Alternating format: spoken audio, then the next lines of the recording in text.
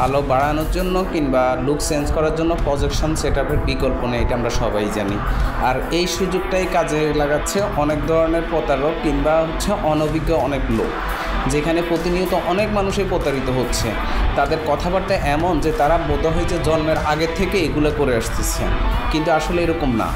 এমনই হচ্ছে যে তাদের প্রজেকশন যেগুলো আছে কোয়ালিটি লেস, যেগুলো কোনো গ্যারান্টি নেই, নন গ্যারান্টি প্রোডাক্টটাকে গ্যারান্টি বলে চালিয়ে দিচ্ছে। অবশ্যই খেয়াল রাখবেন আপনারা, তাদের প্রতিষ্ঠানে মডিফাই করা প্রজেকশন হেডলাইট অলরেডি আছে কি না স্টকের মধ্যে, কিংবা তাদের সেটা মডিফাইয়ের দোকান কিনা, এই জিনিসটা অবশ্যই খেয়াল রাখবেন। এবং 2.5 ইঞ্চি প্রজেকশন কোনো রকমেই লাগাবেন না। বাংলাদেশের বাজারের মধ্যে সবথেকে নিম্নমানের প্রজেকশন হচ্ছে এই 2.5 ইঞ্চি প্রজেকশন।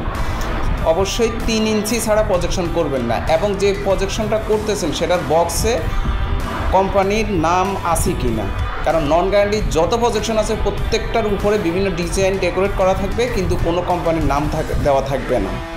আরেকটা জিনিস স্পষ্টত আপনি খেয়াল করবেন, যারা অনভিজ্ঞ তারা গাড়ির হেডলাইটের বডিটা কেটে ফেলে প্রজেকশন মডিফাই করে বসানোর জন্য।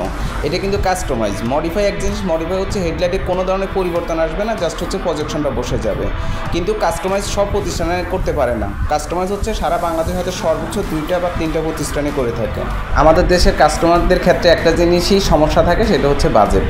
এই বাজেট কমের জন্য আমরা সর্বদাই সবসময় চেষ্টা করি কোথায় কম পাওয়া যায়, আর এই একটুখানি কমের আশায় আমরা আসলে পুরো প্রোডাক্টটাই নষ্ট করে ফেলি।